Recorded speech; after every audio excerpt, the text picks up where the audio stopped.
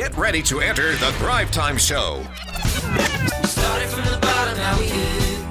We started from the bottom and we'll show you how to get here. Started from the bottom, now we here. We started from the bottom, now we here. We started from the bottom, now we're on the top. Teaching you the systems to get what we got. Colton Dixon's on the hooks, I break down the books. Z's bringing some wisdom and the good looks. As the father of five, that's why I'm a dive. So if you see my wife and kids, please tell them hi. It's the CNC up on your radio. And now 3, 2, 1, here we go. We started from the bottom, now we here. We started from the bottom and we'll show you how to get. All right, what's going on there, Tulsa and Oklahomies? Welcome back to the Thrivetime Show. This is a place that many of you have discovered is kind of your audio dojo of mojo, and a place that you go, faux show, to learn how to start or grow a business. And for many of you, you've kind of discovered, Z, that people have discovered this is not a political show, Dr. Zellner. This is not a political show. I thought it was home and gardening. It's not home and gardening? It's not home and gardening. It's not political. How do I know when to plant my tulips if we don't talk about that? If you stay tuned to hour 3 of this 2-hour program, we'll get into those gardening tips. But today we are talking about a subject that's very near and dear to our heart. It is the 6 steps for turning your passion into profits. Whoa. Why profit? That seems so dirty. Well, a lot of people are listening here, and let's say that you're a musician. As an example, let's hypothetically, I'm a musician. You are a musician, or you are a painter. I just want to paint paintings. I want to play my music. I just want to do my thing. You're obsessed with the human eye. You want to make the human eye better. You want to help improve vision. If you want to turn your passion into profits, you want to listen up, because according to Forbes, Dr. Z, 57% of Americans, 57% of the people listening to this program, and I'm sure we have non-Americans who are also listening, but 57% of Americans want to start or grow a business. So if you've ever wanted to start or grow a business, this show is for you, Dr. But Z. this week's been really exciting. I mean, we switched times. Yeah. We're not drive time anymore. No. Now we're lunchtime. You're eating your egg salad. You're on your way to TGIF Fridays, maybe for lunch, because it is Friday, by the way. It is Friday all day. Or you're going to Oklahoma Joe's, which, as we know, has incredible barbecue. If you're looking for a great way to end your week and to celebrate the conclusion of a great work week, go to Oklahoma Joe's. They have 2 locations to serve you. Get those legendary baked beans, and it could change your life. Change your life. Or you're on the way to the mall to buy a Christmas outfit because it's party time. It's Christmas party time. You may have one tonight you're going to. It's Friday night. Yeah. You could have something you're going to tonight. You got to get the right outfit. You got to get the right outfit. Now, Z, we have a very special guest on today's program, a guy who I mentioned this kind of leading into the show here, but if you're a musician and you want to turn it into a paid career, there's a lot of people who are musically talented. There's a lot of people who have a passion, but they haven't figured out how to turn their passion into their profit center or into their job. And we've got a guy today by the name of Mr. Merton Huff, who is actually the praise and worship leader for the Metropolitan Baptist Church, a church that my wife and I attend. And he is a phenomenal praise and worship leader. He's super, super humble, but they've been doing things right for 100 years. This is their 100th anniversary at the Met. I my mug. I visited the other day with you, and they say your first time visit, you always get a mug and a hug, and I was drinking coffee just out of my mug this morning. So, Mr. Mert, how are you, my friend? Man, I'm great. How are you? Man, I am honored to have you on the show, and I think I want to ask you a question that a lot of Thrivers want to ask, because there's somebody listening right now who goes, I'm just so passionate about something, and I can't figure out how to turn it into my job. At what point in your life did you realize that music was going to be your career? Well, I realized it probably very early on.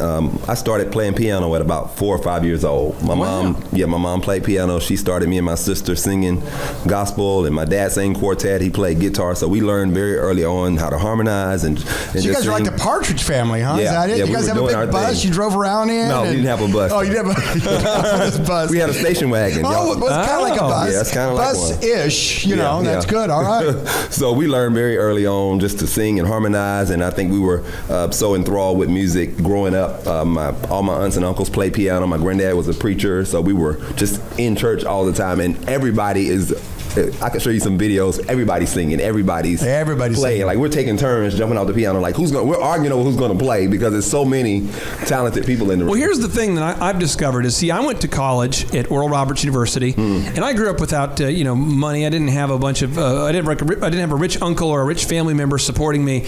And I think a lot of people, you're 17, you're 18, you're 19, and now all of a sudden you look up and you're 30. And at one point you had a big passion and a big dream, but at some point most people go, yeah, I got to get realistic. Why did you not get quote unquote realistic? Why did you just decide to focus in on music and make it your career? I think there was a time that I did get realistic. I graduated at 16. So really? I skipped the 11th grade. I graduated early, and I went into college at 16, and everybody said major in business or do something. Yeah, business. Nobody told me to go into music because they didn't feel like it was, profitable. So it's kind of a weird thing to do. Yeah, so I went into paralegal, and it was like watching paint dry, man. Paralegal? Yeah, it was like torts and legal research and civil procedure. Then I changed my major to business. Really? Yeah. Business time. It's business time now. And I hated that. So then I went to school for hair. So I learned how to do cosmetology and barbering, and I did hair for probably the next 15, 16 years. Hey, during the break, can you give me a little trim up over here? I got you. Yeah. Right, there we go. Z's trying to get a perm. Ugh. I'm just kidding. All right. So how did you? At what age did you finally get back into music? Well, I stayed in music in the church, but I kind of used the hair business to kind of fund some of my projects as far as music. So that I used what I made doing hair to pay for my studio time and to get into the studio to record music. Sure. While I was in Atlanta and different things. So I never really left the industry as far as music is concerned. When did you become full-time musician? What year was that? How old were you when that happened? 2010. I was 29, turning 30. 29. Yeah. You're listening to the Thrivetime Show on Talk Radio 1170. So you're listening right now, Thrivers. I want you to get out a sheet of paper, or some people are using an Etch-a-Sketch or an iPad, But I want you to the two little balls. It's really hard to write with an Etch-a-Sketch, but some people can do that while driving, and it's very safe for these people. Some people can do it in their office, but I want you to go ahead and write this down right now. I want you to write down, if you only had 1 year left to live. Okay. What would you spend your time doing in these 5 areas? Here we go. Faith. If you had 1 year left to live, what would you be doing with your time as it relates to faith? Okay. Second, family. Third, finances. Fourth, friendships. 5, fitness. And because Dr. Z is present, we're going to add one more, Dr. Z. What's that? The bonus. The bonus F. This and just that in is from our what would you home be office. doing for fun. Ooh, fun. Wow. I know, because I've heard of that's that the best before. one. That's the best one. I've read a book about fun, but it wasn't very For those fun. of you out there that know Clay, who is like, we're not sure what planet he's from, but we know that his DNA does not match up with the normal human. And so, I've been working with him now for a couple of years, and he is a working machine, robotic, in fact. And so I'm always trying to say, hey, listen, bro, all work and no play. That's no good. Yeah. So anyway, that's the 6th one. You got to have a little fun. But that's a great question. You had 1 year left. Yeah, what would you do? 365 days. Maybe it's a leap year. You get that extra day. Well, I'm going to say something. That'd be good. It could come across as a downer, but I hope this is an uplifting moment for the listeners. When I was in college, we're going to get into these 6 steps, but I want to tell you this story because this is what happens for most people. Something horrible has to happen to shake you out of your slumber.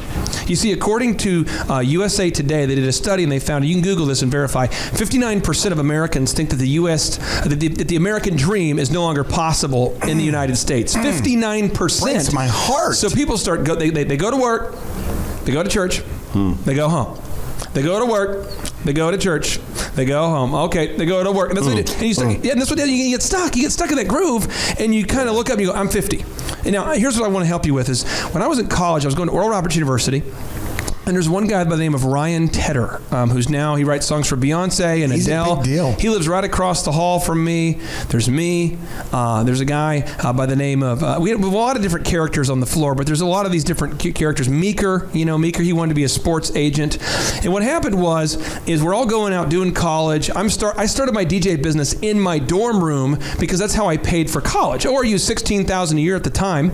And so you divide that by 5, because I charged $5 a head to attend the dance parties that I threw at the Marriott, where it was so very hot, and that's how I funded college. And so I'm out there promoting my business because I have no other alternative. I'm promoting DJ.com because I have no other way to stay enrolled. That's how I did it. Well, one day my friend, my roommate, Mark, he says, hey, can't go with you tonight to set up. I want to go with you, but I can't. A good friend of ours, Nick, his tire blew out there on the halfway on the way to Stillwater. He called me. I got to go help him. Yeah. So he drives out there, drives back. He sees some sort of animal on the road or something. He tries to avoid it, and he gets killed in a car accident. So I came back from the DJ show. And at Oral Roberts University, they have all men dorms and all women dorms. And this guy had been my friend since I was like, 3 or 4 years old. I'd known the guy forever. I actually went to high school in Minnesota, and I moved back to go to Oral Roberts University, in large part to be his roommate. And I come back, and there's all 32 guys all just sitting there, quiet as can be on the floor. It's normally boisterous and vibrant. And none of them could talk. They were all they looked super somber. Adam pulls me aside, and he goes, hey, Mark's dead. Wow. And sure, just that thought of just, what? And you go, okay. And all of a sudden it hits you like, man, life is such a gift. Every day is such a gift. Yep. I mean, this is the day that the Lord has made, and we should rejoice and be glad in it. But some of us are delaying that focus and that joyfulness because we think someday. We got Monday, we got Tuesday, Wednesday, Thursday, this just in, Friday, Saturday, today, Sunday, but we never have someday. And so what we do is we delay, and then we kind of go, we wait for a big life-altering event, a disease, a death, something, and all of a sudden we go, wait a minute, what am I doing?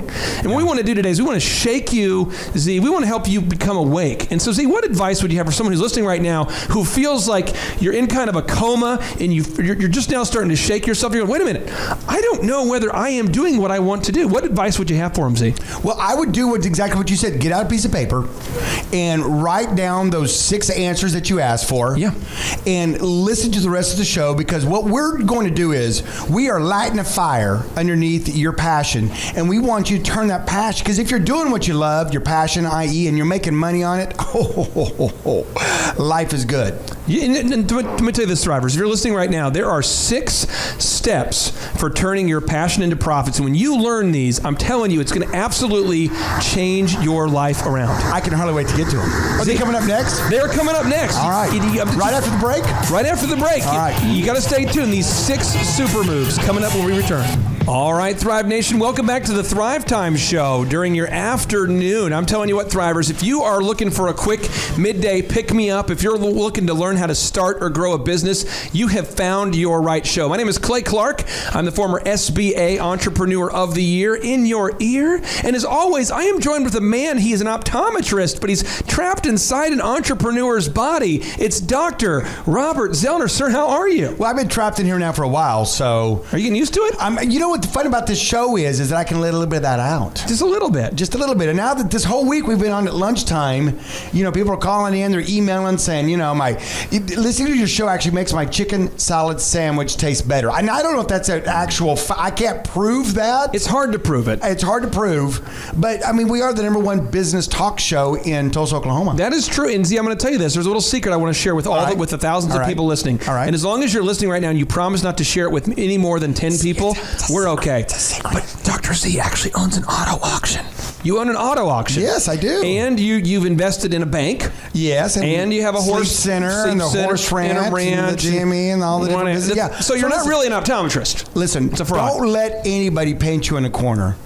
Today we're talking about taking your passion and turning it to profit. P for P, passion for profit. In other words, doing what you want to do, what you're passionate about doing, and actually making a living doing it. Because people got bills. People have bills. That's just word off the street is people have bills. This just in from our home office off the left coast of the Arkansas River. It just did. So listen, folks, this show is about encouraging you and unlocking that entrepreneur in you. Because there's buried down deep, and you may have crushed it down over the years. You might have settled for something. You might be punching the time clock, but deep down inside, as studies after studies have shown, the last one from Forbes said, hey, only almost 6 out of 10 of you want to start your own business. And we're here to help you do that.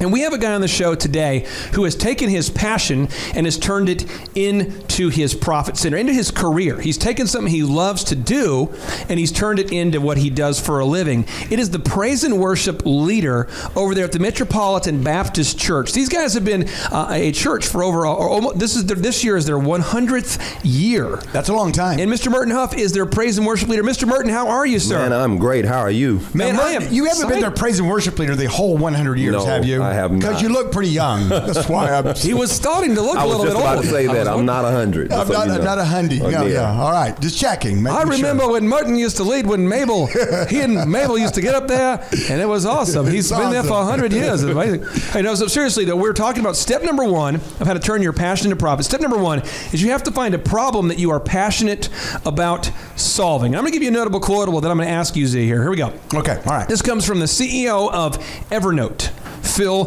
Libin. He says there's a lot of bad reasons to start a company, but there's only one good one, one legitimate reason. Okay. And I think you know what it is. It's to change the world. Right. Now, I don't know whether I necessarily agree with that, but it's something to think about. But Z, Deep thoughts. talk to me about this. For anyone listening right now, and they're struggling to find a problem that they're passionate about solving. They're Yes. struggling to find their niche in the world. What advice would you have for them? Well, make sure the problem is something solvable, something we can turn into profit. I mean, I hate potholes, but I'm not going to be like, that's my problem. I I'm really gonna solve hate it. gravity.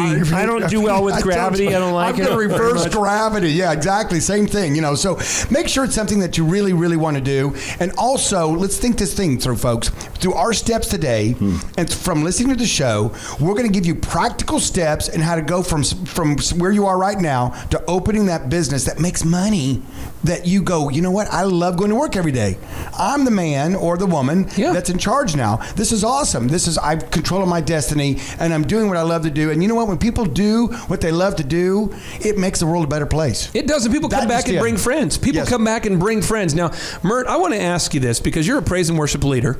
How would you describe the problem that you solve for the world? What is it that you do as a praise and worship leader? I mean, what is your job? If someone says, what do you do? I mean, what does a praise and worship leader actually do? What is your thing? So I feel like my job is to offer people love and healing through music.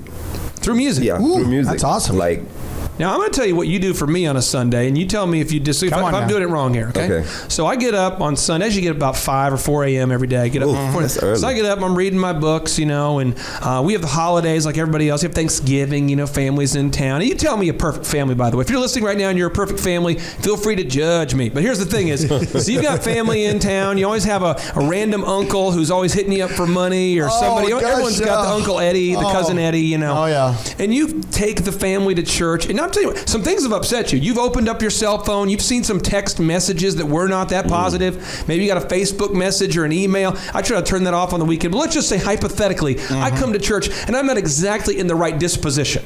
Now, I believe in Jesus and Christ, and I want to, but I'm not mentally there yet. Mert, have you ever seen people show up to church and they're not mentally there yet? every week, absolutely. Not at the Met, though. It's other churches. Oh, no. Other churches. At the Not at Met, dude, Metropolitan every week, Baptist. bro. No, Yeah. but so people come there. Now, how long does it take you typically to kind of get somebody into the spirit of worship? Well, I think it depends on what happens before they get there. Oftentimes, like you said, but oftentimes if the song is right, and sometimes I'll stop singing just for a moment, just to remind them, of God's goodness and reasons that you have to be thankful, reasons that you have to feel love. You may not feel it in this moment. But I don't mean to put you on the spot, but I do want to put you on the spot. Can you think about what you played last Sunday when people were getting there? Can you kind of think of what that song was? Can you kind of think about that? Which one? Maybe a song you might play when people first get there. Yeah. Could you kind of cue up something here? Kind of give us a little teasing here of what you do professionally. Okay. You are my strength, Oh, keep it going now. strength like no other. I'm just getting there going, oh man, I'm not very happy. Strength like no other. I wonder if why did the kids Reaches to me. I get all these negative Facebook messages. Wait a minute. I got a bad You Google are review. my hope. I'm starting to forget about Facebook now. Hope like no other. My kids had a fight this morning. I'm upset. Hope like no other. Oh, it's starting to happen. I'm starting to feel it. Said it reaches. I'm starting to feel it. I'm starting to get into it, Z. I'm starting to feel it. And that's what he does. That's what he does. And Mert, I'm going to ask you a question now. So that's your job you're doing right now, but what is your, that's your passion, music. Yeah. And I love the fact that you're making a living doing what you love to do. Yeah. What's the next, what's your big dream? What's your big thing? What do you want? Where do you see yourself? I mean, I give you a blank canvas and you can just paint whatever you want to paint. What would it look If like, I can Mert? paint whatever I want to, is to share music internationally. I like to be out there full throttle doing what I can do every day, all day. I love leading worship. I love being at the church. Bro, you want to go viral? Is that it? Yeah. Now, I tell you what, I'm just telling you, when I go to church, every time I go, I'm just telling you, you, and I mean this, a little fist bump to you, it carries me through about Tuesday. Now, I'm telling you, I have a complaint, though, because Wednesday, I'm starting to, and I manage a lot of employees. Call you Tuesday and sing a song for you, man. Yeah, there you go. Between Z and I, there's about 700 employees between Z and I, okay? Oh, and so when you start many. so about Tuesday, you start to have the first or second employee theft. You've got the first or second. I'm serious. You got real stuff that happens. People stealing stuff. You got people breaking stuff. You got people not showing up, faking sickness. And I'm like, Mert, where's Mert? Mert, where's Mert? Mert, I need you. Yeah, I might have him on the show every Tuesday now just to kind of get me going. Got to get you going back again. Huh? But I'm just saying, if you're listening right now, Thrivers, and you can solve a problem for people, then you can charge people for that solution. And I mean that in all sincerity. Yeah. You've got to find something that you can do that's a problem you can solve for people. And Mert does that, Z. I know, I love it. And that's, when you see somebody doing what they love and making a living doing it, and it's just so electric. It's just so fun.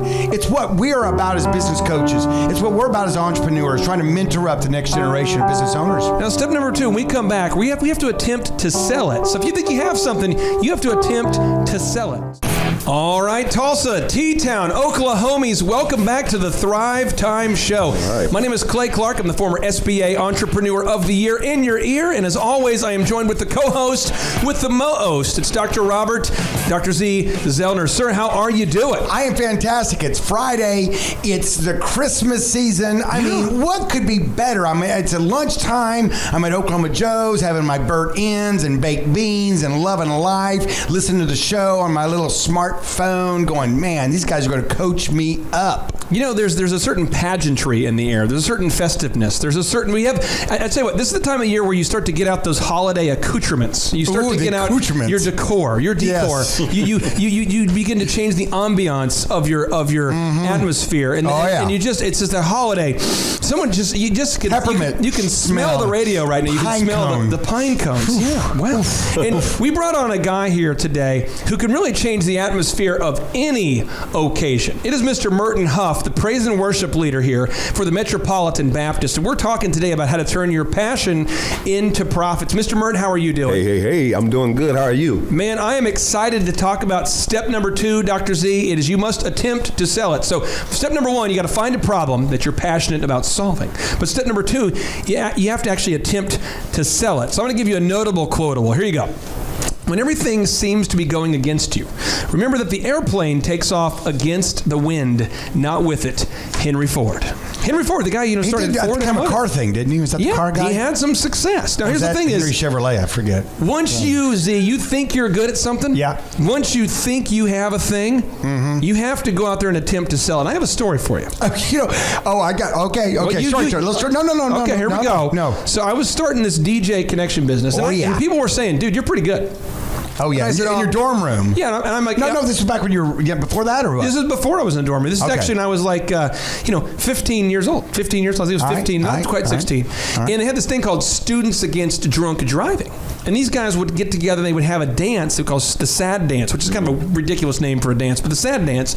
And they'd hire a local DJ, like the local FM guy, and he'd be like, all right, kids, welcome to the dance party. We have a good time tonight. And he'd always play like a rando song, like, he'd play like, if that hadn't been for Cotton Eye Joe, I've been married a long time ago. Where did you come from? And you're like, what? And then he would go into some R&B song, like by Montel Jordan. This is how we do it. And then he's going into some like slow song, and you're just like, what is going on? This guy is so rando. And you look and you're going, this has to change. So I was openly complaining to Miss Page. Miss Page is the lady who organizes the student dances, and she says, Mr. Clark, if you and Mr. Schultz think you can do a better job. By the way, she looked like Lois from the Superman show.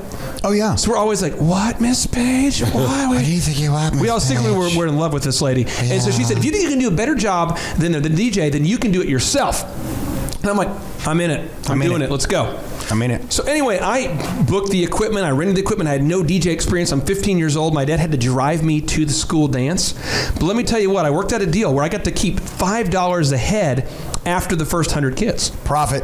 So I'm going, I got to sell this thing. You got to sell it, baby. Now, sell it. I broke some rules. You tell me how bad of a party foul, Mert, how bad of a party foul this would have been. I invited all the kids from other schools. To the high school? To the school dance, middle school dance. To the middle school, even better. It just keeps getting better. So to I the live in middle a school town dance, called you invite all these Dassel, randos. Yeah, I invited kids from Litchfield. Oh, yeah. From Delano. Oh, my. From Hutchinson. From Hutchinson. Litchfield. Even the kids from Hutchinson? And so I'm not exaggerating. We ended up going from like 150 kids was the average attendance, to like nearly 1,000, like breaking fire codes. But I was totally motivated to sell it. And I found out when you try to sell it, people say, who's going? Who's going to be there? Who's going to be there? Everybody's going to be there. All the cool kids. Yeah, so I had my friend, he was a little bit older than me. He'd drive me around in his car. We'd drop off flyers. We're promoting that thing. But we had to hustle. And Z, if you want to see good hustle, you go to the mall during the holidays, or you go to New York City and you see a street vendor or one of those vendors at the mall, and they got to hustle. But Z, tell me, why is it so hard to sell it? I mean, once you have the big idea, why do so many entrepreneurs get stuck when it's time to sell it? Because they're good at making the thing. They're making the thing. They just don't know how to sell the thing. And that's marketing. That's closing. That's asking for the buy. I mean, that's being, you got to be purposeful in that. We've got shows on it. You can go back on thrivetimeshow.com and see some shows that we've done on marketing, being purposeful, asking for the buy. A lot of people can spend the time to show them, they won't even ask for the buy. They're like, but I just want to make gluten-free cupcakes. I just want to make them gluten-free and they're cupcakes. Look at my thing. And then they like, and there's a thing in the back of their mind, they probably don't want to buy them. Bro, they probably. Bro, I got a food truck, bro. You've got, so you have to, there's a sense of purpose to it, and you have to be proactive. And we love to say our ABC, and that is, Clay, always be closing. Right, because you know what? Just you may have the best. I promise you, there are people out there that have made a wonderful widget, and they've made, a great widget. I mean, it's like world-changing widgets. It is the world's best widget. This widget will change your life. My and yet, widgets are the best. They sell none of them because they don't follow step 2, and that is you got to work on selling your product. And Z, we have fabulous training on selling, but we come back after the break. I want to hear how Merton, Mr. Merton Huff, praise and worship leader, how he was able to sell himself to his first full-time music gig. What that process was like, because many musicians are very talented. Mert, would you agree? Yeah, absolutely. Many talented people out there. Oh, yeah. Who are not doing this full-time. Yeah, absolutely. They're selling insurance. They're selling cars, but you are the envy of America. You are doing what you love to do full time. So we're going to talk about his specific journey, Z, to going from, hey, this is my passion, but now this is my job. Yeah, absolutely. And you know what? What's so fun about this show is that we bring on local success stories, we highlight them, and we give you a little flavor, a little taste of their life, what they've done, for encouragement, for edification, to try to pump you up so that you go from being a wantrepreneur to a entrepreneur. There you go. Now, Z, if somebody wants to find out more about Mert, or Mert, if people want to find out more about you, where can they find you on any given Sunday? Metropolitan Baptist Church, 1228 West Apache, Tulsa, Oklahoma, 74127. Come on, baby. Stay tuned. Thrivetime Show. All right, Thrive Nation, Tulsa, Oklahomies, welcome back to the Thrivetime Show, where we are broadcasting from the left coast of the Arkansas River in beautiful Jinx, America, and we are nestled in the box that rocks. My name is Clay Clark. I'm the father of 5 human kids, the kind of pseudo-father of many chickens, of many cats, and I am joined here today with a guy who's been a mentor of mine. He's kind of like a father figure meets entrepreneur. He's one of my favorite, I will say, of male humans, in the male human category, you are my favorite male human. Dr. Robert Zellner, sir. You would call that what, a father-preneur? You're a father-preneur. Or a dad-preneur? Yeah, a dadpreneur. It sounds really close to manure, and I just want to stay away from that. Stay away from that. But I'll tell you what, I finally came out, and for those of you that ever get the invite to go to the we'll just call it the compound, which is the Clark residence. They're building a wall. They got trees surrounding it. They've got this. It's really really, and your man cave, I will admit, is when we did a show out of there last week. So you can get on Thrivetime show and check it out. But it was unbelievable. You like it? And the chickens? The chickens are beautiful. The chickens are a thing. And they're kind of tame. They want to hang around the humans. Yeah, they just kind of followed us around. They follow you around. They're like a dog or a cat. Now, and I can confirm that you do have 5 human children. They're lovely kids, by the way. Great kids, wonderful wife. I keep tricking her into staying married to me. It's a tough battle. Apparently I fight. It's working. I fight it on a daily battle. She can't see. Z. She's never been into your clinic. She's never been able to see. You pay me a lot of money not to correct her vision completely. That's right. So and now I get it. That works for me. Now here's the thing. Here's the thing, Z. We're talking today about this step number 2. You have to, once you determine your passion and you want to turn it into your profit, you have to actually sell it. You have to convince people to hire you to do what you're passionate about. And so we brought on a guy today, Mr. Merton Huff. He is the praise and worship leader of the Metropolitan Baptist Church. And this is a fabulous church. It's about 10 miles north of downtown, maybe 8 miles? Maybe 8 miles. 8 miles north of downtown. So, Mert, I want to ask you here, my friend, how did you, or I guess let's start with, when did you get your first full-time music gig? So I think my first full-time gig was here in Tulsa, actually. I was living in Atlanta, and I went to tour in Switzerland for Christmas with the choir, and I was talking to a buddy of mine. I said, man, I really want to be able to do full-time, music. I want to do hair when I feel like it. I was, working in a salon there, and I was a music director at a church. So you're a music director at a church, and you're doing hair on the side. Yeah, I'm doing hair on the side. Was it like a barber shop? Yeah, like barbershop. Oh, like you're like a therapist, really. Yeah. That trimmed hair. Yeah, that's what. So you're doing hair / therapy with people. Yeah. And you're working as a music ministry guy, and you're just going, hey, I want to do this full time. I want to do this full time. Yeah, I was recording music. Like I said, I was using the salon business to kind of pay for my music. So I was doing all these things, and I posted my resume on this site called churchstaffing.com. Never thought about it again. Never even looked at it again. Yeah. The church here found me on Church Staffing. They looked me up on YouTube, and it was like, we got to look. So they contacted me on Facebook, and they say, do you have your resume on Church Staffing? And I was like, yeah. And so they said, we want to bring you out to talk to you about a full-time position here at the church as director of music, performing arts, and all those things. And I said, oh wow. So they flew me out. I did a rehearsal with the choir. They had narrowed it down to 3 candidates. They did a nationwide search, and it was like, we narrowed it down to 3 people. You're the second. And I did a rehearsal with them, and I interviewed several interviews and lunches and things, and I did a Sunday service with them. And after service, it was like unanimous. Like, the church wants you to come. If you say you'll take it, we'll cancel the last guy, and we'll bring you back in 2 weeks to find a place. And 2 weeks later, I was moving. Man, you must have nailed it then. Because everyone canceled the last guy. That's pretty sweet. Can you give us a little sampling of what people can hear on a Sunday service there at the Metropolitan Baptist, my friend? Stuff. Yeah. Here we go. Who is he who answers when I call? Who is there in the time of need? And when I get weak, who gives me his strength? Who else but God? Who else but God? Who has power? Oh, wow. Beyond what eyes can see. Who orders the wind to blow and rivers flow? And who'll be there when everyone else leaves? Who else but God? Who else but God? Just a little something for your Friday. Your Friday at lunch, you're sitting there having your chicken salad sandwich, and you're like, I feel better. I don't know if it's a chicken salad, but I just all of a sudden I feel better. I think I can make it through the weekend now. Wow. There was 3 lessons that he just taught. I don't know if he is a cognitively aware that you just taught these, but there's three moves that I want to share with you as it relates to selling the world on the concept they should pay you for your passion. One is you got to have a second job. You got to do it. Or third or fourth. Yep. We've been there. I worked at Target. I worked at Applebee's. And I worked at West Telecommunications selling outbound calls for DirecTV. I'm a mathematician, but I count 3. Yeah, my wife was working at Office Depot, and I spent all of my money on ads. Now, Z, when you started your business, you actually worked for another optometry clinic while starting your own. Oh, yeah, because they make 7 days, so it was convenient that there was an extra day or two that I wasn't working in my own my own job so I could go work in somebody else's. And you've got to do it. So that's his first super move, and that is strong. And people are like, well, I just want to work 34 hours a week. They send out their CD or they post a resume and they sit their home and play Nintendo all day or Xbox or Atari, whatever you're into. And they're like, yeah, man, they're going to call me soon. I know, man. Bro. Now, step two. I'm just waiting for that phone to ring. And I posted this on the Thrive 15 Facebook here this morning. But Ryan Tedder, who is the songwriter for Beyonce and Adele and One Republic, he talked about how he'd buy CDs, and at the bottom they have a customer service number you can call for customer service. Okay. And he would call that number consistently, and he would send his demos. Yeah.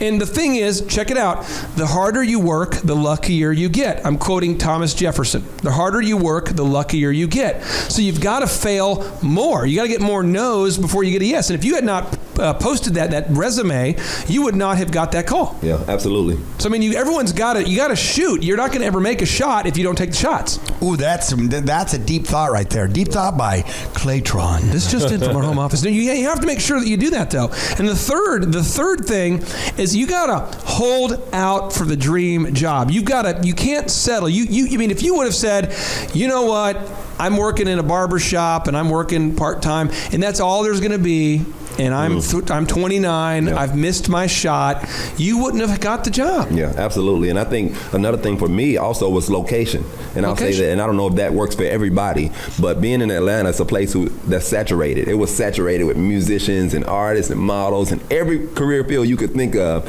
is saturated. So if I limited myself to say, I got to make it, I got to stay here in Atlanta. I moved here to Atlanta, and I know so many friends and so many people who said, I got to stay here, so Bjorn, that's kind of putting all your eggs in one basket, realizing that. What you did is Thrivers, you're listening right now, once you get out a sheet of paper, or get out that sheet of paper you started on earlier, and make a list of all the things you're willing to give up, Z, the trade-offs that you're willing to make for what you want.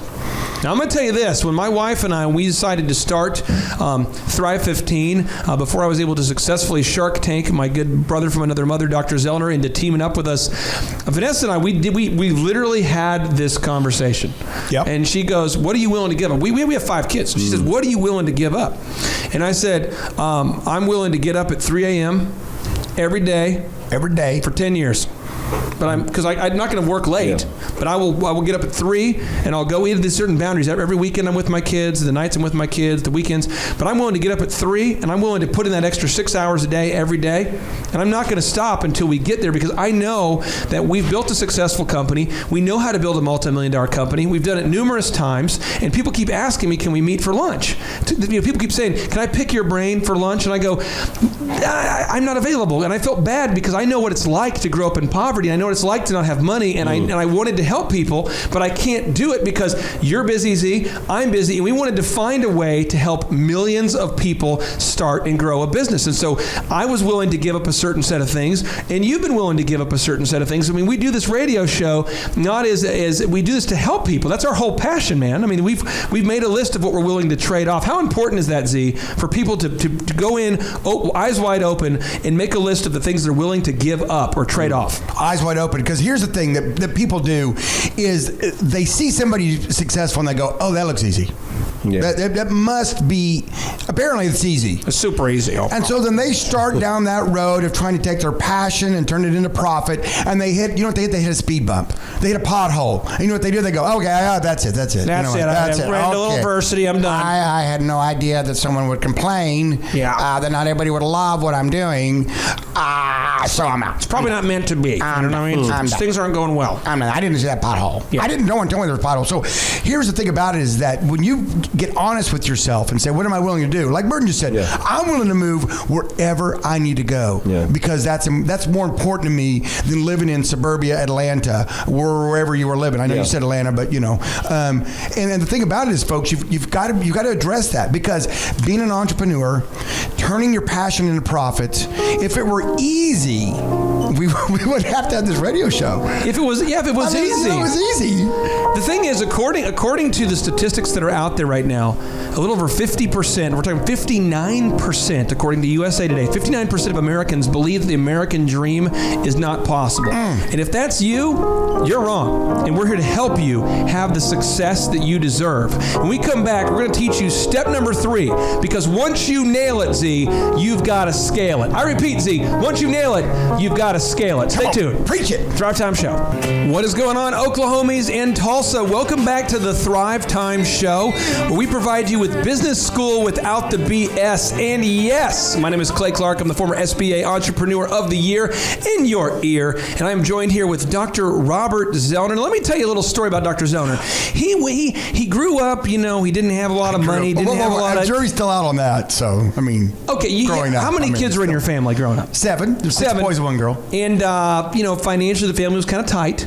You went to college at NSU. Yes. And you studied optometry and mathematics. Yes, go Riverhawks. Go Riverhawks. Is that a thing? Yeah, that's actually a thing. I thought they were making that for a second, but I trust you. I move forward. No, back when I went to school, we were the Redmen, but our colors were green. So it was I played on the soccer team. And so it was kind of confusing. They'd be like, go red. Go red, You're green. Go Redmen that wear green. Yeah. So you went on, you started your optometry clinic. And then from there, what was the next business? Auto auction. And from the next business, what was that? Sleep center. And then from there? DME company, which is Durable Medical Equipment Company. And then from A to there? Z Medical, Horse Ranch. And if you drive south of Tulsa on your way to Okmulgee, which is a fine community, by the way, shout out to Okmulgee. On your way, you go down Highway 75, and on the west side, you'll see a magical, beautiful, heavenly place called Rockin' Z Ranch. Rockin' Z Ranch. It's a Rockin' Z Ranch. But anyway, so you've gone on to have a lot of success. You've built multi-million-dollar businesses, and you take time out of your schedule to teach people how to start and grow a business. I'm excited to have you on the show. And Mr. Merton Huff, this is the praise and worship leader, guys, from the Metropolitan Baptist Church. He's joining us today because we're talking about how to turn your passion into profits. And Merton is actually full-time every day doing his passion. Merton, how are you doing, sir? Man, I'm great. How are you? Man, I'm excited to talk about step number 3. Because once you nail it, you've got to scale it. Now, Howard Schultz, this is the CEO of Starbucks. He says, risk more than others think is safe. Dream more than others think is practical. So I'm going to give you an example. This right here, the profundity of this thought, I'm going to tell you a little my story. And Z has a story that's a little bit better that he's marinating on. So I'm going to tell you mine. But a few years ago, I sold DJ Connection. I was 27 years old. I'm 36 now. And people booked me, and they said, they had booked me to come speak at their event. And I went out there and spoke, and the event planner goes, you're kind of like Jim Carrey meets business speakers. And I'm like, I don't really see that, but okay. And then the next person said, you're kind of like a business comedian. And then another person. Pretty soon, I have, no exaggeration, like 20 in a month, 20 speaking events in a month, 15 in a month, traveling all around the country, and people are paying me, and I'm just going, I have 5 kids, even though it's nice to stay in these beautiful hotels. The Hotel Victor in Miami, by the way, is first class. Awesome. But when you go to these places, you're going to Roatan, you're going to Honduras, you're going to all these places speaking, and people love having you, and you feel good about it, but you're going, what are my goals? Like, what are my goals? And I started saying to myself, I want to be with my kids. And I made my F5 list: faith, family, finance, fitness, friendships. And I realized I don't want to travel around in a big aluminum tube, flying on airplanes, speaking at events. What I want to do is I want to mentor millions, but I want to do it within the friendly confines of Tulsa, Oklahoma. I want people just to fly to me. Well, absolutely. And so now we have the Thrive 15 World Headquarters. This is 9 years later.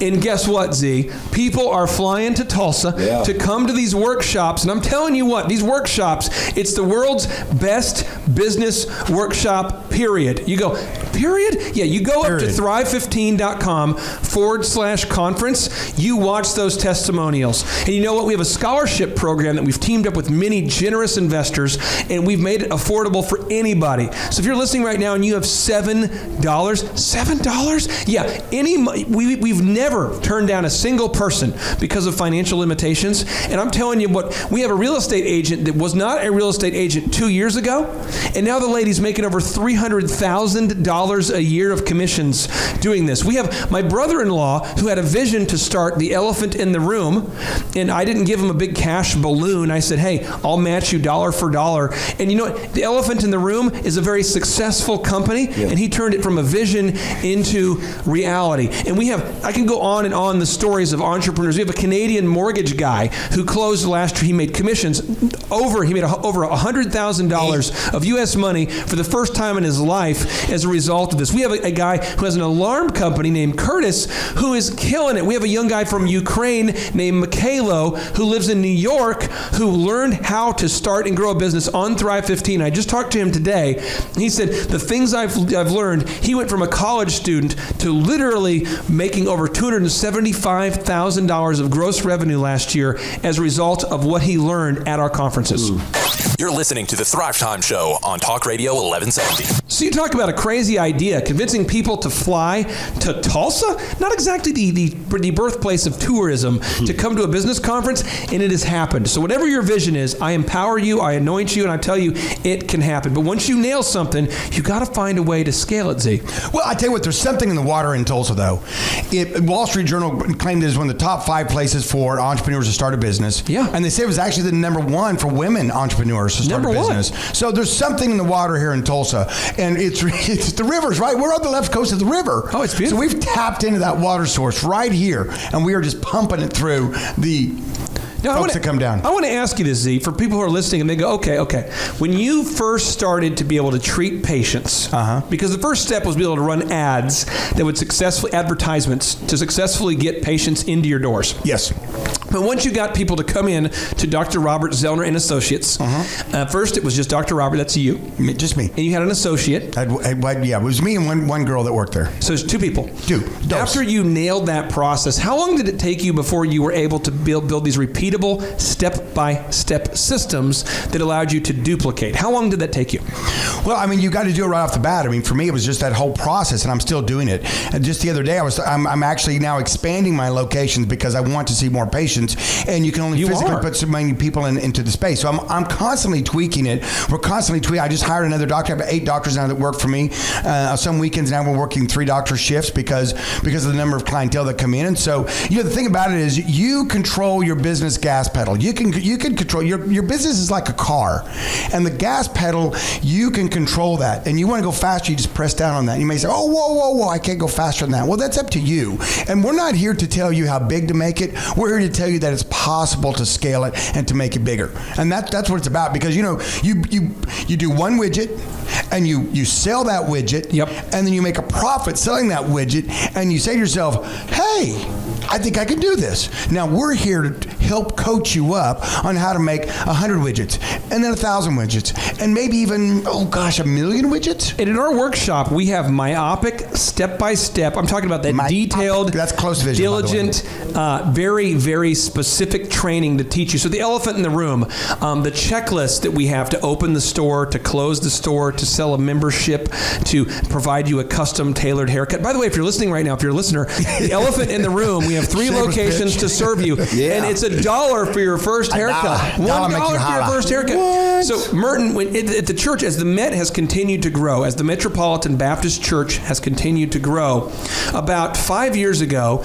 you guys realized, hey, we're out of space. Yeah, absolutely. We were having 3 services, 8, 10, and 12. Now, talk to me as a praise and worship leader. On service number 3, what sort of spiritual place do you have to get to coach yourself into being? I mean, how do you stay? I mean, how do your vocal cords even take 3 services in a row? Vocally, it can be hard on the voice. You got to really pace yourself. You got to make sure you can hear yourself. But you've definitely got to be prayed up and in a good frame of mind to realize these are new people. They just got here. They haven't been here. You start getting all raspy by right, like we have. Actually, I'm clear by 12. Like, okay. 8 o'clock, I'm raspy. 10, I'm good. 12, I'm like ready. So you guys, like a warm-up. So you guys had to open up a 3rd service. And then you said, you know what? If we're going to grow this church to the next level, we have to build a building. Yeah, we actually built a building. We built our Life Center first, which we needed the classroom space and the office space. So we actually built the Life Center first. So I have an action item right now. If you're listening right now and you own a business, and by the way, in Tulsa, Oklahoma, according to the Tulsa Chamber of Commerce, over 6 out of 10 of the jobs in Tulsa are provided by a small business owner. Again, if you're listening right now, over 6 out of 10 of you are working for a small business owner. So I want you to ask yourself right now, what is your biggest limiting factor? I repeat, what is your biggest limiting factor? I refer to them often as bliffs, but what's your biggest limiting factor? You have to ask yourself that question because, Z, why is it so important to focus on what's limiting your growth, my friend? Because you want to grow. And that's the thing. I call it limiting membrane. I like Limiting membrane. Your biggest limiting membrane. Well, I like it now. Instead, I'm going to call it blims. Blims, yes. Well, here's the thing. And I tell this to all my employees. And whenever when they come to me with the problem, I'm like, thank you for telling me about that problem. They kind of cock their head and look at me like, I think he's happy I told him a problem. I'm like, now I can fix it. Yeah. I couldn't fix it if I didn't know about it. So thank you for empowering me now to dig in and to fix this problem. And that limiting membrane, that limiting filter, that limiting thing is a problem. And if you don't know it, shame on you, because we're going to coach you up to know it. One of my businesses that I struggled to grow, to scale, was a company called DJ Connection. And before I sold it, we were doing about 4,000 events a year. But I struggled because I kept trying to find disc jockeys that I would hire. But over time, I realized I don't need to find guys who know how to DJ. I got to find people who know how to be a good employee. Show up on time. And teach them how to become a DJ. Wow. Yeah, if you can show up on time, you win life's lottery, by the way. Bingo. So I ended up having to teach people who'd never DJ'd before how to become disc jockeys. And I'm telling you, if you can do that, you can do anything. Now, step number four, I'm just telling you, trying to teach a grown adult man who's previously worked at Quick Trip how to become a disc jockey, that is a thing you can do. But step number 4 is you want to get out a calculator and determine how much money you want to make. You have to invest the time to sit down and go, how much money do I want to make? Now, here's where it gets deep. You got to figure out how much money you want to make per hour. Per hour? Yeah, so you got to divide how much money you want to make by the hours you're willing to work, and now you start to go, okay, that's how many transactions I need to do. And quickly you'll discover that you can't do every single transaction if you want to scale that business. And Z, I'm telling you what, I'm excited to talk about these specific details of determining how much money you want to make, because I think a lot of families, they don't talk about money around the dinner table. Well, they don't. And, it's maybe not the family time to talk about it, but definitely the husband and wife or the team together to talk about that, because, you've got to have the mark, you've got to have the target, you've got to know what you're going for before you start the journey of going for it. Yeah. Because as Kevin Garnett once said, it's not about the money, but it's about the money. It's not about the money, but it's about the money.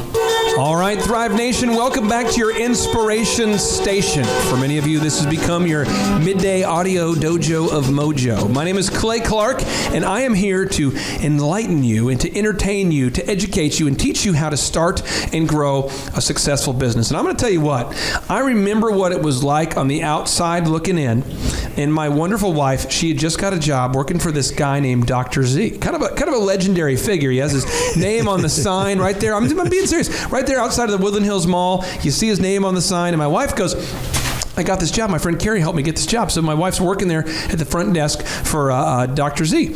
And when you go there, you drop your wife off to work. We're sharing a car, and I used to sit there in the lobby, kind of looking in, going, "Gosh, I wonder how he does it." Because I had built this DJ entertainment company. And I couldn't grow it past doing about 3 or 4 weddings a weekend because I personally only had the time capacity to DJ 3 or 4 times a weekend. And I'm looking at you going, this guy is seeing I don't even know how many patients, 10 patients an hour, 15 patients an hour. All I know is the patients are coming in and out, and I'm going, how is it possible? This is possible. And so I started asking some questions, met this guy at Ruby Tuesdays. I did a lot of stalking, and I was able to kind of learn a little bit about it. But Dr. Z, it's an honor to have you on the show today. You're the best co-host on the planet, my friend. How are you doing? I am fantastic. It's Friday. It's over lunchtime. This week we changed. We were drive time, and now we're at lunchtime. It's just kind of fun, 12 to 2. So welcome to the show, everybody out there. Tulsa's #1 business talk show. And you didn't really stalk. You did more of a kind of a creeping move. Kind of a creeper. And for the longest time, we didn't know who you were, because Vanessa is this angelic, lovely person.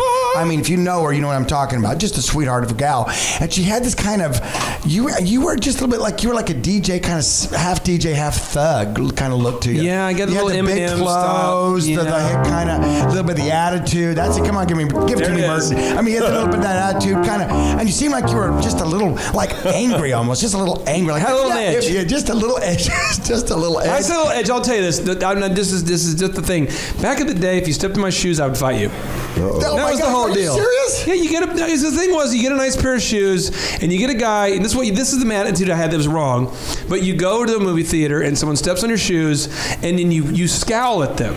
First you So scowl. you're like a 40-year-old dad. Yeah. I'm like an 18-year-old With guy. juggling popcorn and 2 drinks. Yeah, and you step in my shoes and I'm just like making that look like, really? Really? And then the guy looks back because he's almost like, as a man, you have 2 options, either fight or flight. Yeah. So the guy looks back like, yeah. And I'm like, you want to go? And next thing it's on. Popcorn everywhere. It's a stupid way to Diet live. Cola against the wall. Just dumb. I was paying a dumb tax every day. Every day the dumb tax. Now, Z, we have a very special guest on today. We have the praise and worship leader for the Metropolitan Baptist Church there. Hello, It's Mr. hello. Merton Huff. Mr. Merton, how are you doing? Man, I'm great. How are you, man? Brother, I am feeling it today like Yeah. a petting zoo, and we were talking about how to turn your passion into profits. We're moving on to step number 4. This is the part that's tough for people. It's get on a calculator and determine how much money you want to make per year. So what you got to do is you got to think about all the things you want. Boom. Faith, family, finance, fitness, friendships, and fun. The bone is fun. Yeah.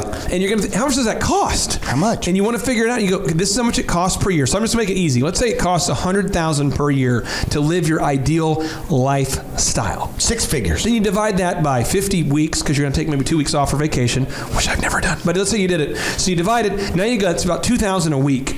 So then you say, well, if there's 40 hours in a week that I'm willing to work, by the way, as an entrepreneur, you get to work about 60 or 70. You get to choose them. Yeah, you get to choose whatever 60 or 70 hours a week you want. But there you go. Okay. I've got to make about $40 an hour to achieve my goal. So now you got to think about what are the skills that I have that will allow me to earn that kind of income, or the skills that I need to have to earn that kind of income. Or maybe if you make cookies, and maybe making cookies isn't a $40 an hour job. Well, how can you scale it and teach other people to make those cookies so that you can bring in that kind of revenue? And I'm going to read you a notable quotable, and then Z, I want to get your feedback on this. All right, So here we all go. right, This I'm is a ready, notable I'm ready. quotable from Tim Ferriss, the author of The 4-Hour Work Week. He's also a venture capital investor. He says, for all of the most important things, the timing always sucks. Waiting for a good time to quit your job, the stars will never align and the traffic lights of life will never all be green at the same time. The universe doesn't conspire against you, but it doesn't go out of its way to line up the pins either. Conditions are never perfect. Someday is a disease that will take your dreams to the grave with you. Pro and con lists are just as bad. If it's important to you and you want to do it, eventually, just do it in correct course along the way. Wow, Z, unpack that.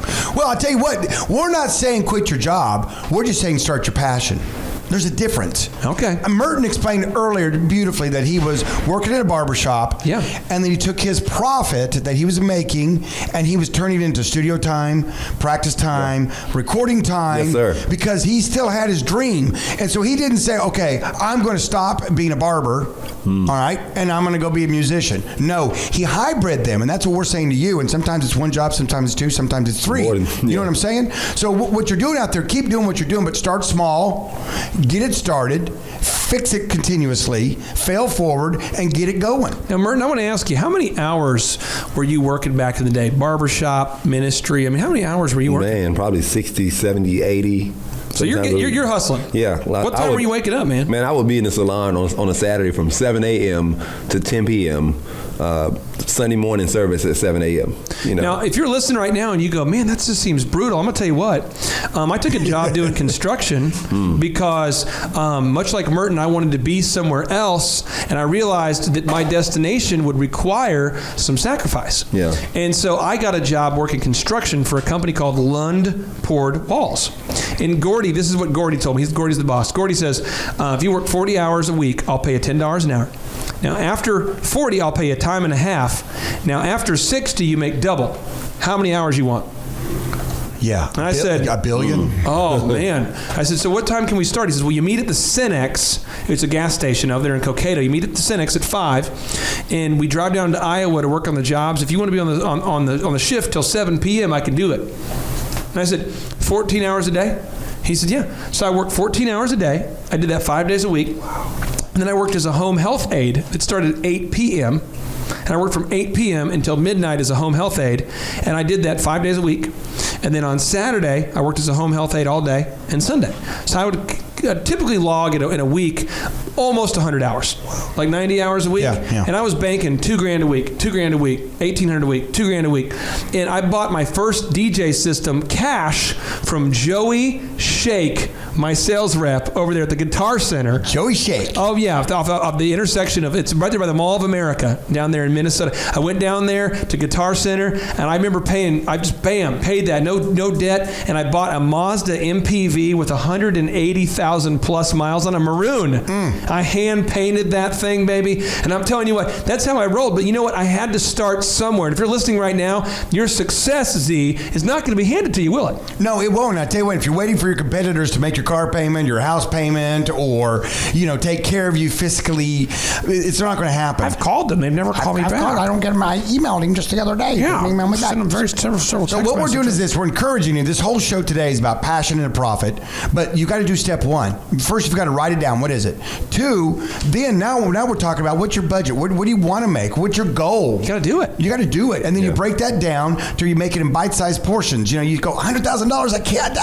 Seems like overwhelming. Now $2,000 a week. Oh, that's better. And guess what? If you're working 5 days a week, which you can work 7, but you can work 5 days a week, and that's about $400 a day. Okay, now we're getting it down to okay. I can see this. But Bernie Sanders wants me to work 34 hours a week. Now, Thrivers, listen to this. When we come back, we're going to be teaching you step number 5. You got to teach a third grader how to do it. Once you can do something and you can sell it and you can scale it, you've got to be able to teach a third grader how to do it. Stay tuned. We're talking about systems. In fact, we are back. My name is Clay Clark. I'm the former SBA Entrepreneur of the Year, and I am glad to be here with the man, the myth, the legend, the guy who's been helping Tulsa see 2020 for 25 years. Am I kidding? No, I'm not. It's Dr. Robert Zellner. Sir, how are you? Hello, Thrivers out there. Thanks for listening to the show.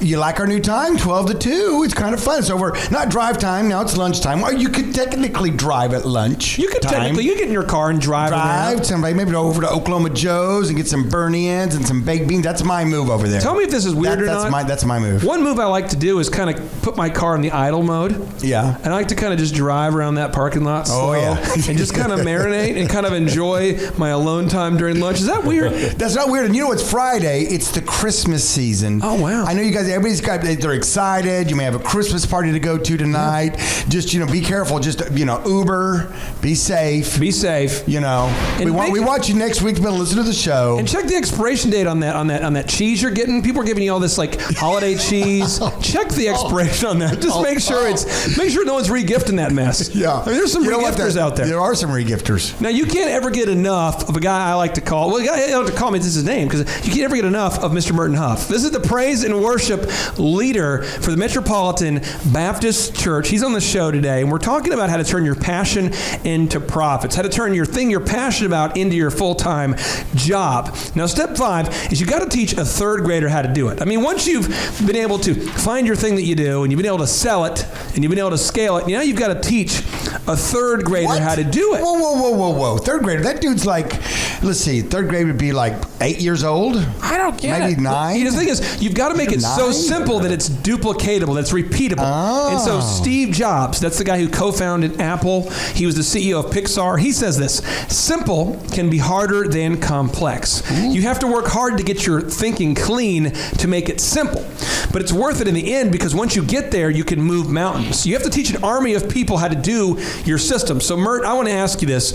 At the Metropolitan Baptist, you help work with the kids program. Is that correct? Yes. We had a big annual Children and Youth Day back in October. And you had to teach a lot of kids, like an army of young kids. Yeah, it was almost 100 kids. How to sing some songs. Yeah. What was the song you taught the kids?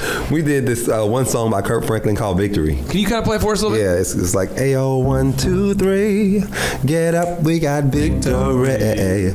No weapon they throw at me, you know it won't prosper. No, just got laid off, I'm doing good. House ain't even paid off, I'm doing good. Should be afraid, but I'm feeling good. All the time you say God is good. You can calm down, down, down. Oh, yeah. Don't forget who's in control. Walls are falling down, down, down. Get ready for the new Jericho. You're So you waiting. had to teach all these kids this song. Absolutely. You know what? I think he could teach me the song. Yeah. So I must be at least a third grader. Break it down. Excited. How did you do it? Like, what was the first step? What was the first part you taught? So the first thing I do is I let them hear it. Okay. Let them hear it a couple times. Okay, we got it. Okay, I hear it. Teach Okay. Z and I. Teach us. So this is how you do it. Ayo, 1, 2, 3. Say that. Ayo, 1, 2, 3. Give the rhythm. Ayo, 1, 2, 3. Do it again. Ayo, 1, 2, 3. Oh, yeah. Watch the rhythm. Ayo, 1, 2, 3. Get up, we got victory. Get up, we got victory. Get up, we got victory. Listen to the rhythm. You gotta break it up like that. So I mean, you gotta really simplify. Simplify. Because you have so many different levels of gifts. Because you're teaching a 36-year-old man and a 53-year-old man, a 52-year-old man. Next year I'll be 53. 52. Sorry. I mean, I would not call you a liar for 1 year. You look 27. I'm not You gonna look do it. 27. Not gonna do it. But you have to simplify. Yeah, absolutely. Otherwise, it won't multiply. Yeah, you got to, because you got so many different levels, and everybody has to be able to understand it, like you just said, man. Now, the pastor at the church, Pastor Ray Owens, see, a lot of people they go to church, and this is an issue that I have had with churches for years. And I'm going to tell you this: I had to make the switch to the Met, and I'll tell you what, I love Church on the Move, and Pastor George is a master of taking a big idea and making it simple. Yeah. But that praise and worship that you deliver is what really has just pulled me in. Wow. Since Carlton, when he switched churches when Higher D was shut down, I had to find a place that was kind of like it. But what Pastor Owens does well is he takes a complex idea and he breaks it down like fractions so that you can turn it into some action. Yeah, absolutely. He does that ability. He breaks it down. Yeah.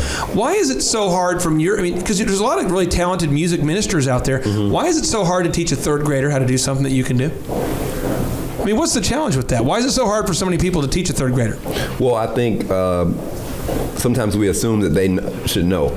I think for me, that's the thing. You assume that they should know. And if I'm 36 years old and somebody who's 9 years old, I can't assume that they know. So back to you, Z. You're teaching people now how to dilate a pupil, teaching people how to check a patient in. Why is it so hard to teach a functional college graduate how to properly treat and greet a patient? Bro, because they just, because they just know everything, bro. So why do they need to learn, bro? Common sense is not common, though. You have to make it into a system. Bro, I got this, bro. Really, I know I answer phone. I answer phones all the time, bro.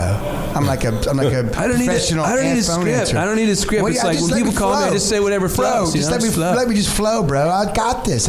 You hear this all the time, though. Yeah, you hear it all the time. And the thing about it is that I would rather have someone with a great attitude and no knowledge of an eyeball and hire them and teach them our way how to do it. You know what I'm saying? Mr. Chet Cadjo back in the day, he taught me this. This is the guy who's the president of Quick Trip. He says you hire character and you train skill. I repeat, you hire character and you train skill. And somebody's listening right now, what's happening is you're hiring people who are lacking the character and you're not investing the time needed to teach the skill because you're trying to make a short road. You're trying to get to the little it's kind of like some people are looking for the quick path. They're going, instead of hiring people of character and training skill, I'm going to hire the highest skilled people I possibly can. And you know what? It's hard to teach people how to stop doing things the wrong way once they become loyal to dysfunction. Absolutely. So you give me a high-class person, and I can teach them how to push the buttons. Now, Thrivers, we come back, we're going to teach you step number 6. You want to know what step number 6 is?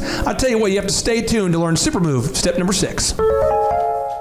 All right, Thrive Nation, welcome back to your Inspiration Superstation. You're listening to Talk Radio 1170 during your midday, and my name is Clay. I'm the co-host with the Mo-Ost, sent here to entertain and to educate you, to teach you how to become the most successful entrepreneur you can possibly be. And so today I am joined with the co-host with the Mo-Ost, Dr. Robert Zellner. Sir, how are you? Thank God it's Friday. Oh, it is. And speaking of God, we've got a wonderful guest on the show today. Speaking of God, nice segue. Thank you. This guy I get one every now and then. He helps the people at the Metropolitan Baptist Church enter into the presence of worship every Sunday. Mm-hmm. They got 2 services, one at 9 a.m. The next one's at 11, is that right? Yes, sir. And if people are looking for a church home, I'm telling you, if you're looking for a church home, a place that can help you come alive, a place you can really connect, a place where people are just good people, you got to go check out out the Metropolitan Baptist Church, and we have captured their praise and worship leader. We have sequestered him here tonight. It is Mr. Merton Huff. Mr. Merton, how are you? What up, though? I'm good, man. How are you? I am excited to have you on the show. We're talking about how to turn your passion into profits. Yeah. And so this final little super move, step number 6, is you got to hire a Viking to manage your people. You got to ultimately have somebody who holds people accountable. Dr. Z, I'm going to read you a notable quote. Well, I'm going to have you unpack it for me. Okay, This is from Jim Rohn, the best-selling author, a motivational speaker. He passed away somewhat recently, but he says, discipline is the bridge between goals and accomplishment. Z, why, if someone's listening right now and they've come up with something they're passionate about, they've been able to turn it into their job, they've been able to sell it, now they've been able to scale it, now they're able to teach it to third graders, but there's dysfunction, there's discord, no one's doing their job. Help them, coach them, teach them what to do. Well, you've got to have the discipline. I tell you what, a lot of people out there, we call them wantrepreneurs. Entrepreneur. Oh. In other words, they're always sitting around the coffee shop and they're always telling their buddies or anybody, or even the person maybe serving them their latte or their Christmas flavored beverage of choice. I'll take a chai And they're with the telling them about their passion. They're telling them about their dream. They're telling them what they want to do. Okay? And that's good. That's the first step. And that's today we're talking about. I want to move passion out of my into parents' profit. house, bro. That's Yeah. my main thing overall, bro. But you know what happens is though, so you say, this is what I want to do, and that's great. That's good. We're fanning the flame of wanting to do something. Taking your passion, get that going, hot embers, boom, boom, boom, boom. But here's the deal. And then that goal over here sitting there, the idea that you get it done, the idea that you actually finalize that and make it into something. And what you have to get there is discipline. What does that mean? That means that you have to be purposeful. You have to say, I have a schedule. You have to say no to things. What? You have to say no? Apparently. Okay, Obi-Wan it's a small- Kenobi. Tell us about that. Tell us the Force. It's a small word, but you've got to have it in your repertoire because you don't want to get tied up in everybody else's stuff. You want to have the discipline to do your steps. Your steps, yeah, you come up with your steps. We'll help you with them day by day, week by week. And that discipline will get you across the bridge, shuffling. I want to pitch this to Merton. I want to ask Merton his take on this because he's doing praise and worship there every Sunday. And you guys, your choir is on point. Oh, thanks, man. These guys can get it done. But how many hours are you practicing? What kind of discipline, what kind of rehearsal happens behind the scenes to make that happen? It's a lot of, I have to drill them a lot on the parts to make sure because you got different levels of singers. So it's a lot of drilling to make sure that they have it. A lot of times I'll send them the part, like I'll record it on my phone, I send it to them to make sure each section I have section leaders. So I have somebody who sends all the part to the tenor section. I have somebody who manages the alto section. I send it to the band and I say, hey, we have a band rehearsal that's separate, the choir. And but you practice until drivers, if someone needs to write this down, you don't practice until perfect. You practice until you can't get it wrong. Absolutely. Ooh, wow, that's deep. good. You got to practice until you can't get it wrong. And I'm just going to tell you this. With my team at Elephant in the Room, it's a men's grooming lounge. And every Friday, if you want to come here at 8 a.m. and watch it, we do it. We train our team. And what happens is we want to have our team trained for the big 3 at Elephant in the Room, okay? The big 3? Yeah, when you come in for your haircut, your first haircut's $1, okay? But there's big 3, okay? Okay. We want to and tell you about our membership. That's thing number 1. Okay, one boom. 2, if we are running behind for some reason, we want to be able to overcome that and make sure you feel respected and we care about it. Because again, about 2% of the time, 3% of the time we're running behind, and we want to be able to make you feel loved and appreciated while you're there. We don't want you to. We don't want to have that awkward, like you're in an elevator with someone that you don't know, kind of weird mojo. And the third is we want to deal with an irate customer who we call a terrorist, who's that 1 out of 100 people who's just nuts. You're listening to the Thrivetime Show on Talk Radio 1170. But Thrivers, what we want to do today is we want to help you wake up, okay? We want to help you wake up. A lot of people, you want to turn your passion into profits, but you've been asleep for a while. You've been going through the motions of life, and we need to help you wake up. And so we have Merton on the show today, and Merton has agreed, our musical guest, has agreed to perform a song called Wake Up by John Legend.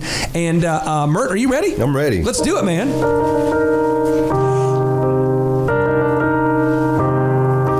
Wake up, everybody, no more sleeping in bed. Here we go. No more backward thinking, time for thinking ahead. You got it, Thrivers. The world has changed so very much from what it used to be.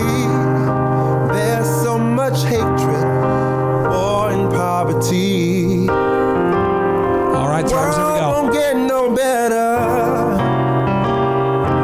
if we just let it be.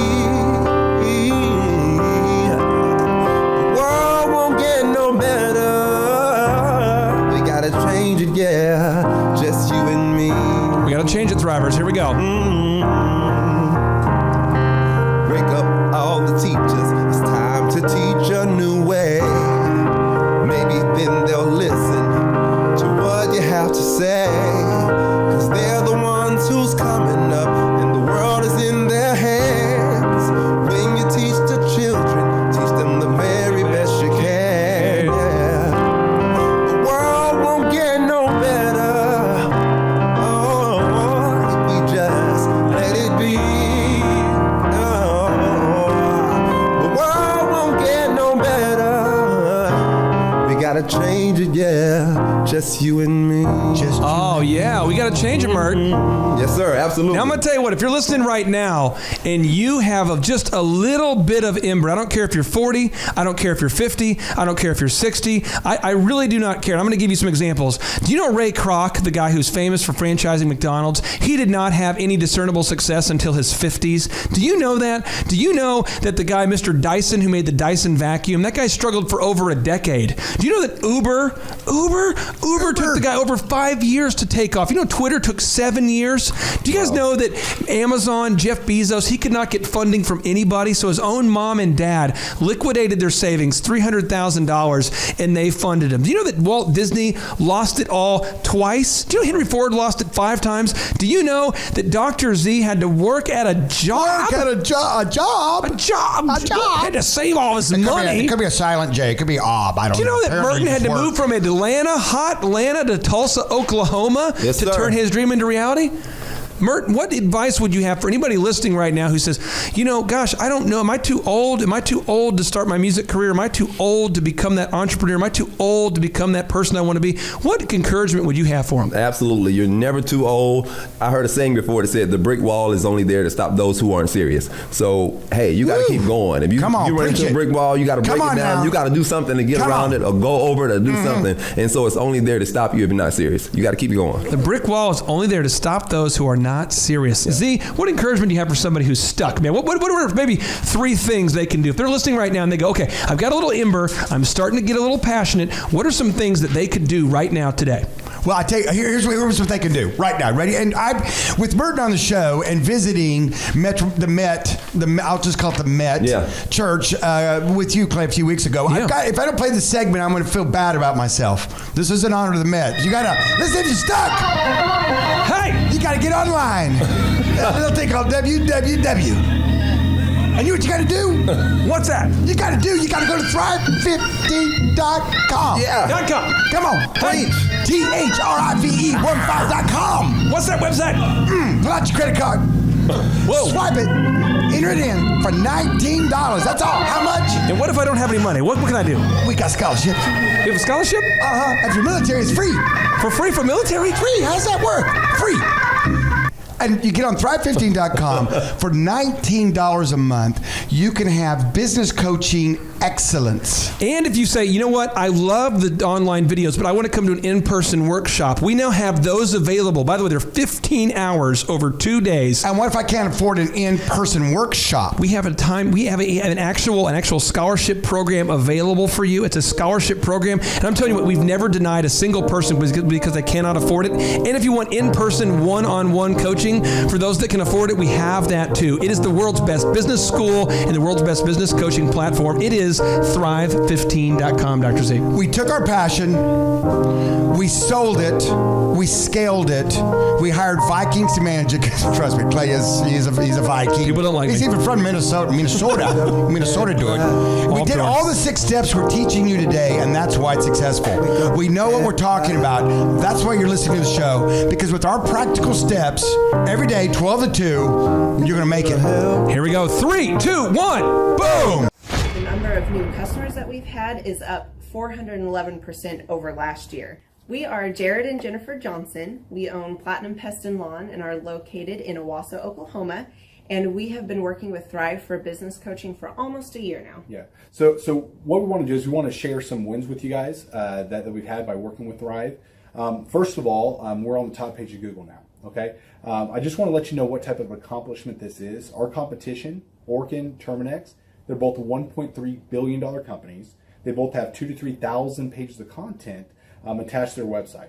So to basically go from virtually non-existent on Google to up on the top page is really saying something.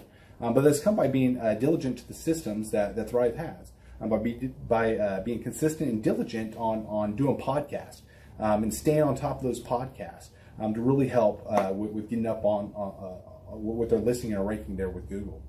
And also we've been trying to get Google reviews, asking our customers for reviews.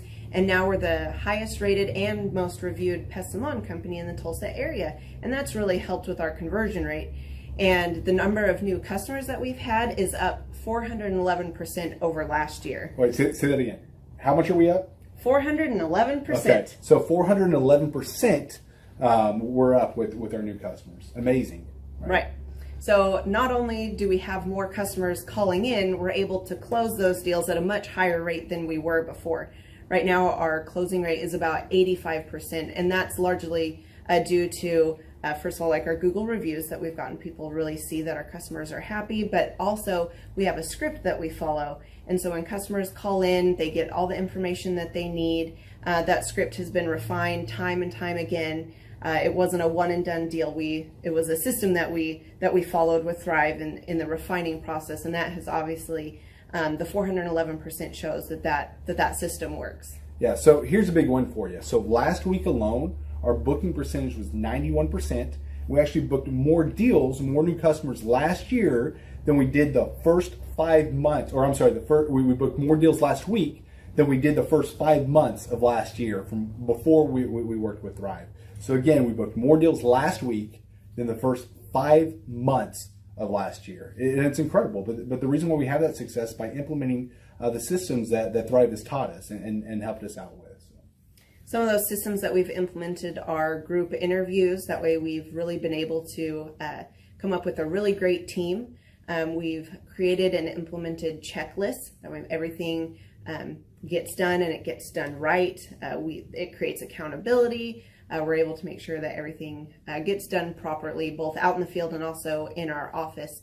And also doing the podcast, like Jared had mentioned, that has really, really contributed to our success. But that, like I said, the diligence and consistency in doing those and that system has really, really been a big blessing in our lives.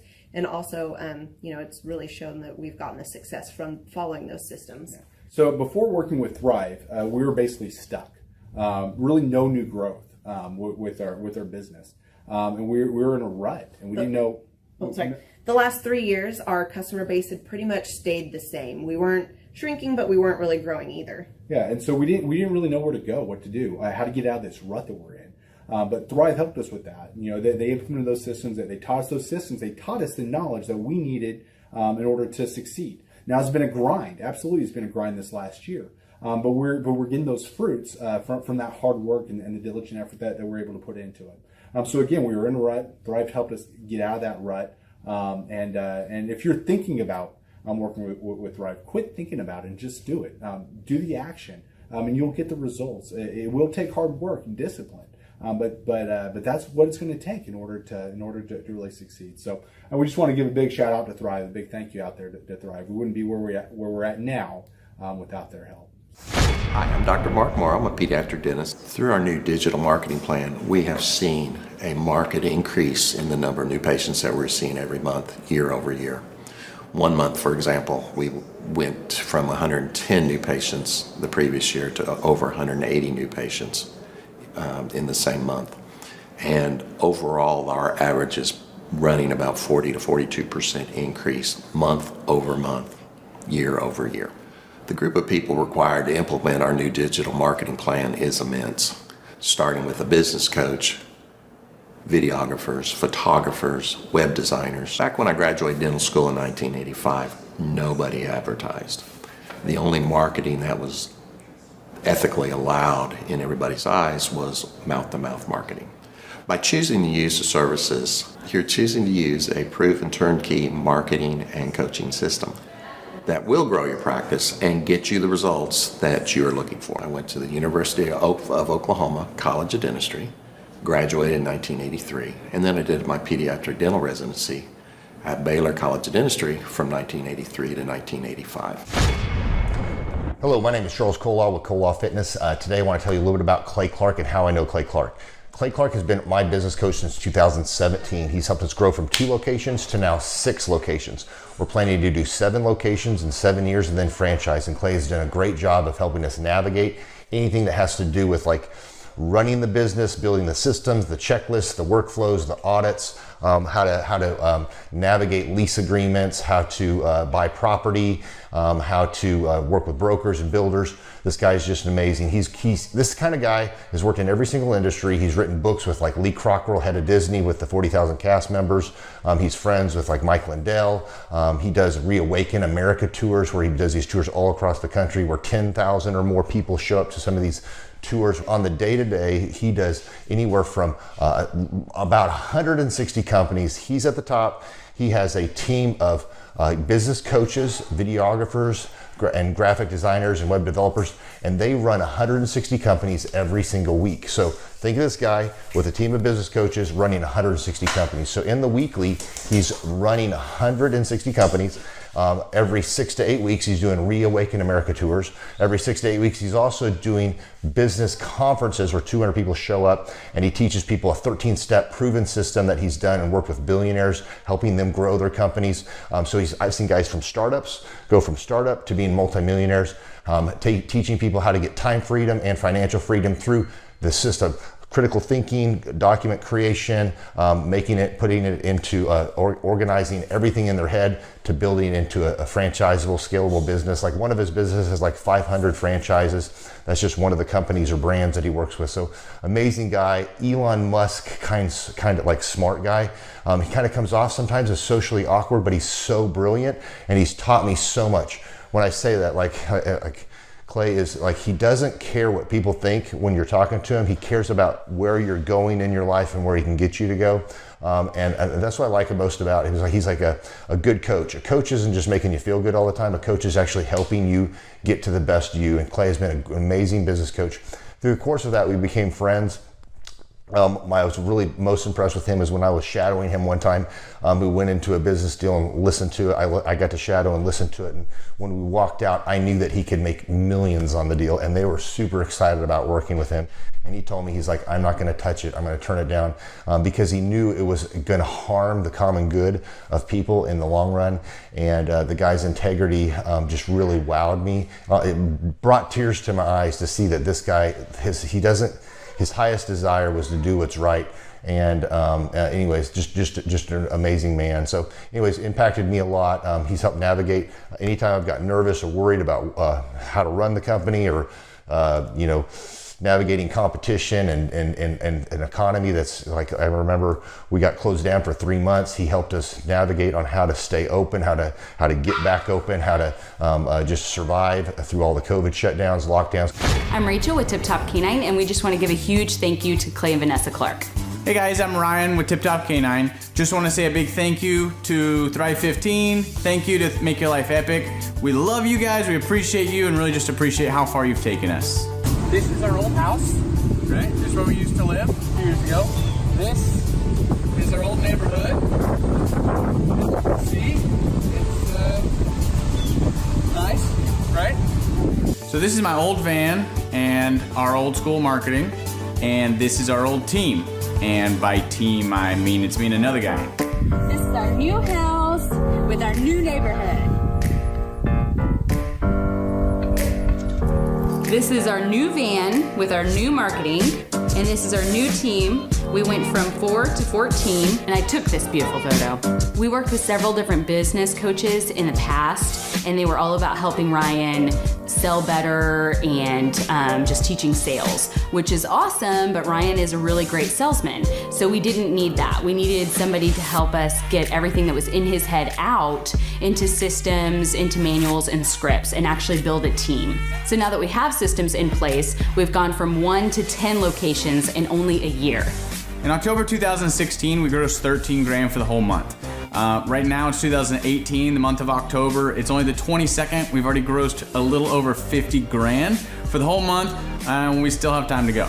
We're just thankful for you, thankful for Thrive and your mentorship, and we're really thankful that you guys have helped us to grow a business that we run now instead of the business running us. Just thank you times 1,000. The Thrivetime Show 2-day interactive business workshops are the world's highest rated and most reviewed business workshops because we teach you what you need to know to grow. You can learn the proven 13-point business systems that Dr. Zellner and I have used over and over to start and grow successful companies. I mean, we get into the specific steps on what you need to do to optimize your website. We're going to teach you how to fix your conversion rate. We're going to teach you how to do a social media marketing campaign that works. How do you raise capital? How do you get a small business loan? We teach you everything you need to know here during a 2-day, 15-hour workshop. It's all here for you. You work every day in your business, but for 2 days you can escape and work on your business and build these proven systems so now you can have a successful company that will produce both the time freedom and the financial freedom that you deserve. You're going to leave energized, motivated, but you're also going to leave empowered. The reason why I've built these workshops is because as an entrepreneur, I always wish that I had this. And because there wasn't anything like this, I would go to these motivational seminars, no money down, real estate, Ponzi scheme, get motivated seminars, and they would never teach me anything. It was like you went there and you paid for the big chocolate Easter bunny, but inside of it, it was a hollow nothingness. And I wanted the knowledge, and they're like, oh, but we'll teach you the knowledge after our next workshop. And the great thing is we have nothing to upsell. At every workshop, we teach you what you need to know. There's no one in the back of the room trying to sell you some next big get-rich-quick, walk-on-hot coals product. It's literally, we teach you the brass tacks, the specific stuff that you need to know to learn how to start and grow a business. And I encourage you to not believe what I'm saying, and I want you to Google the Z66 auto auction. I want you to Google elephant in the room. Look at Robert Zellner and Associates. Look them up and say, are they successful because they're geniuses, or are they successful because they have a proven system? When you do that research, you will discover that the same systems that we use in our own business can be used in your business. Come to Tulsa, book a ticket, and I guarantee you it's going to be the best business workshop ever, and we'll even give you your money back if you don't love it. We've built this facility for you, and we're excited to see you. And now you may be thinking, what does it actually cost to attend an in-person 2-day interactive Thrivetime Show business workshop? Well, good news. The tickets are $250 or whatever price that you can afford. What? Yes, they're $250 or whatever price you can afford. I grew up without money, and I know what it's like to live without money. So if you're out there today and you want to attend our in-person 2-day interactive business workshop, all you got to do is go to thrivetimeshow.com to request those tickets. And if you can't afford $250, we have scholarship pricing available to make it affordable for you.